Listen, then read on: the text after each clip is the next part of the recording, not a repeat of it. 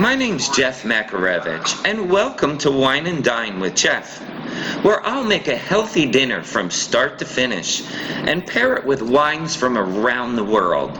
Let's fill up that glass.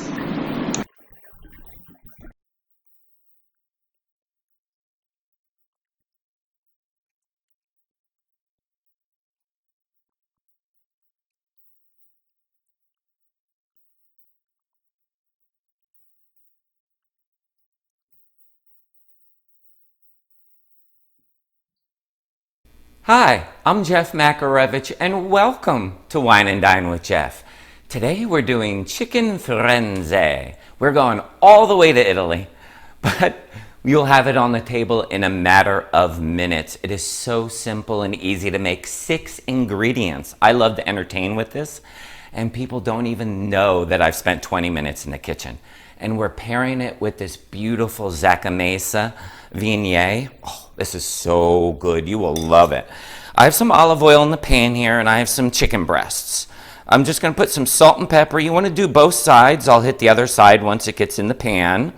And you can do this, you can butterfly them if you'd like and open them up, and that'll actually make them cook even faster, like about 3 minutes on each side if you want to butterfly them.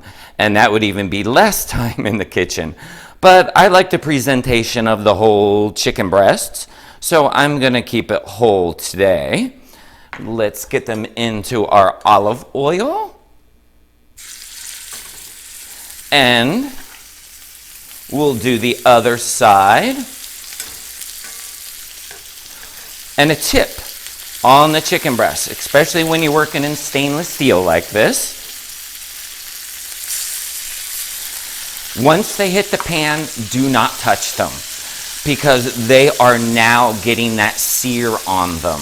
Because if you try to check, it's going to go between 5 to 7 minutes on each side, depending on the thickness of your chicken breast, of course. And you do not want to pull on it, because if you pull and tug on it to check it and it doesn't release, it'll rip the skin. So that is like my best tip ever.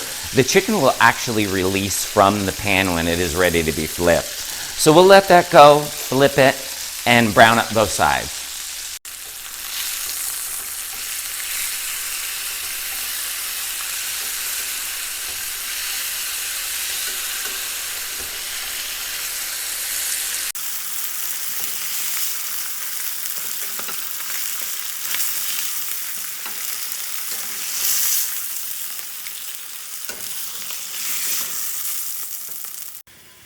Okay, we took the chicken out of the pan. We're saving that pan because we want those brown bits. Don't forget that. In a new pan, I have some olive oil and I sliced up some garlic. All the exact measurements, I should say, are right down below in the description center. This is on a low, so the garlic starts simmering, and you don't want to brown it, obviously, to get it bitter, but you just want to start the garlic going before we add our fresh spinach.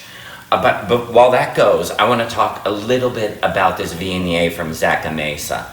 It is so delicious. It's in the San Ynez region, which is right above Santa Barbara. It is so delicious. Wow. I'm getting notes of apricot with peach and a little bit of like floral lavender. It will go so great with this. So we just want to let this garlic go here for just about 2 minutes. We don't want to chomp into any raw garlic, right? And then we want to add our spinach directly right to this, and we want to wilt that down. You can use frozen spinach. I have in the past, but chicken firenze is all about using fresh, the right off the vine or right out of the garden type. That's how they cook over there. So that's why I'm using this. No matter if you're using the frozen, make sure you wring it out to get rid of all the liquid. And we're gonna have to do this with the fresh also.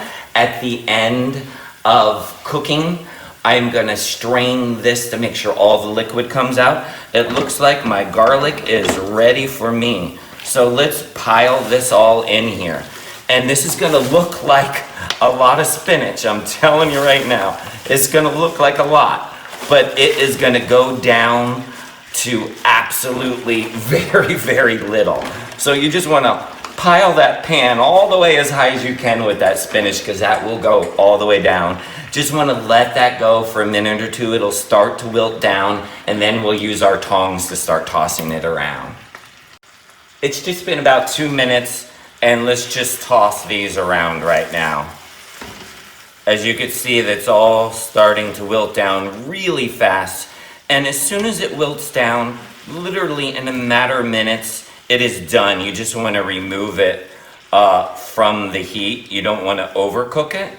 And then what we're going to do is we're going to take this and we are going to strain out all the liquid, just so we're not having a bunch of water at the end of our plate when we plate everything up. So let's just keep tossing, keep turning this. You definitely want to give some salt and pepper to this also, so you don't want to forget to salt and pepper this. Gotta give it some flavor other than that garlic. Even though that garlic and that sitting in the olive oil, oh yes. That really is what's giving up this flavor to the spinach. But also the salt will pull out and extract more of that liquid that you want out of the spinach. But like I say, if you want to use frozen spinach, you can definitely use frozen spinach. That's no problem. I would use 2 10-ounce frozen packages. And then, like I said, you just want to make sure and remove all that liquid. Okay, see, we're almost done here. Just another minute, and we'll strain this out then.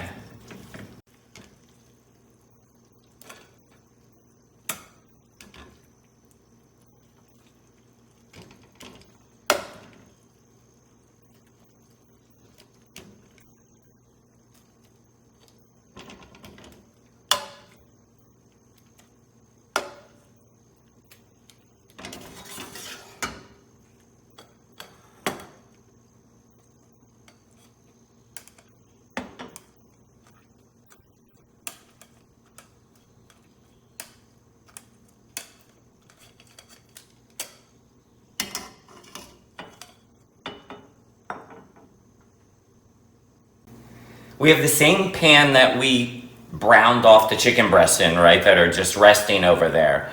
I have a shallot going into the pan because in the end we want all those pan drippings. It really gives a lot of flavor to the, and sliced garlic going in.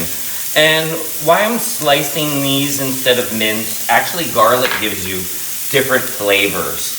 Like if you mince it, it becomes more of a stronger, intense flavor. You slice it, it's a little less of a intense garlic flavor. So you just want to saute these and let them release their juices, just so they get a little opaque. That's all.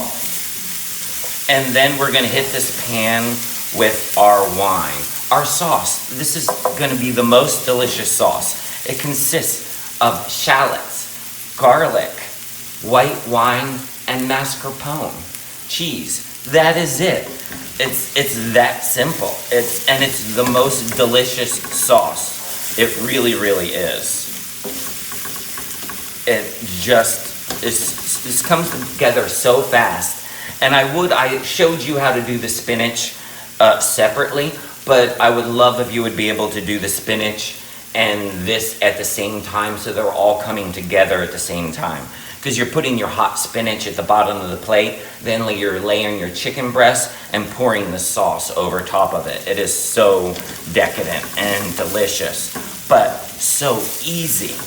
See, here we go, and that has just, they have become opaque and they have released their juices.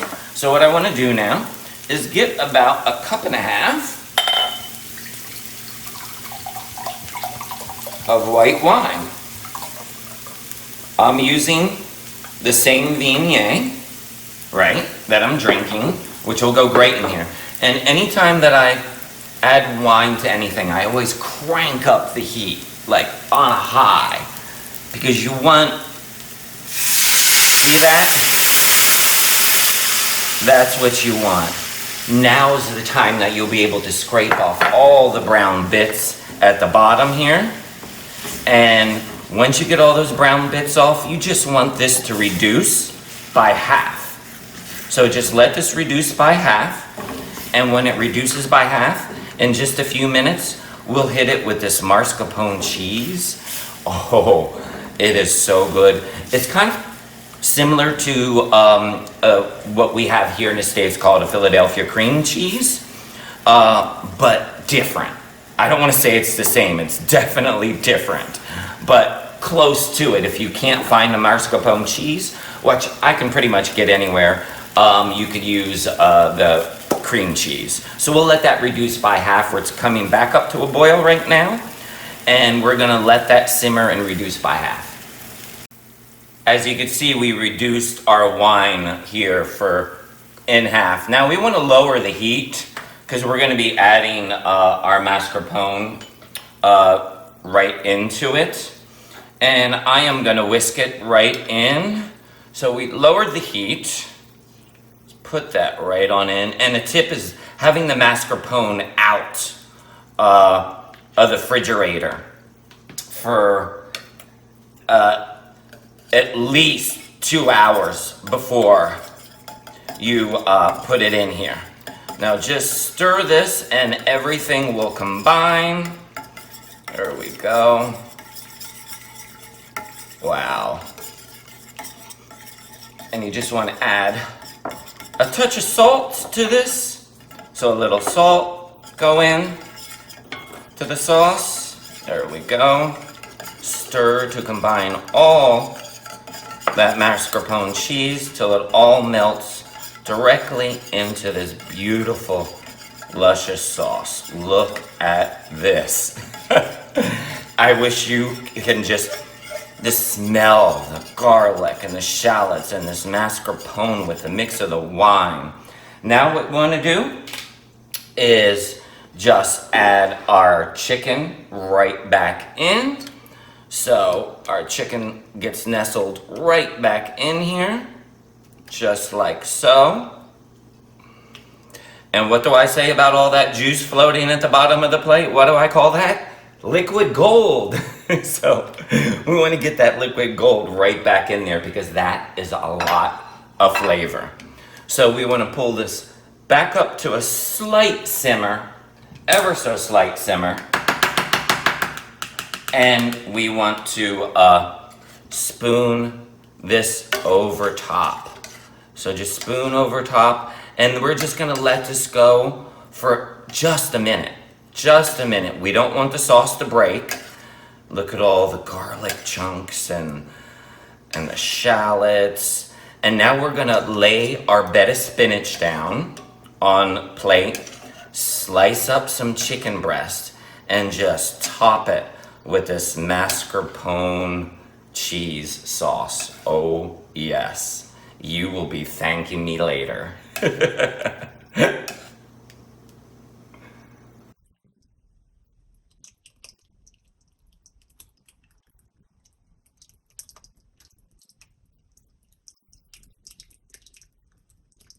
Before I get to taste, I would first like to thank all my subscribers. And if you're not yet a subscriber, hit that subscribe button so you don't miss out on any of my recipes.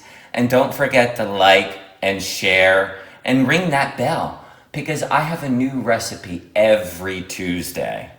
I can't wait any longer. I want to dig in. Let's go. I already cut a nice little chunk of piece off. Little spinach, little everything. I think I went a little bit overboard on the cheese sauce on this piece. Oh my God. Oh.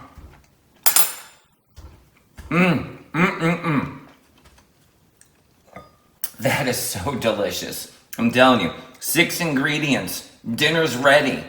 It is so good. Thank you for stopping by Wine and Dine with Jeff. We'll see you next week.